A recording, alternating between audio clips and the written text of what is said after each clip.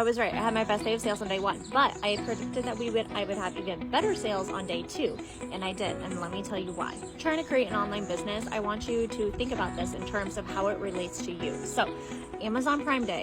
Why did my sales drop before Amazon Prime? Because people anticipated it. People were getting ready for those deals. Just like if you see a new construction or a Starbucks being built, they will have the sign out there before the Starbucks is open because they are building anticipation for you to come to that Starbucks. So why was day 2 so much better? Day 2 was so much better because they put a deadline on it. This is the final day. So my sales doubled on day 2.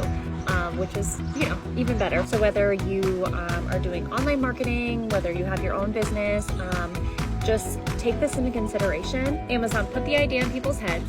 They opened it up.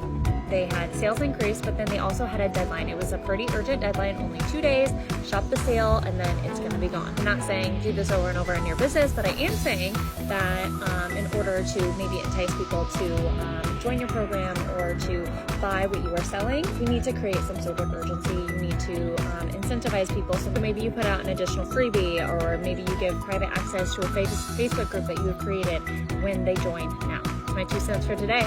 Keep earning, y'all.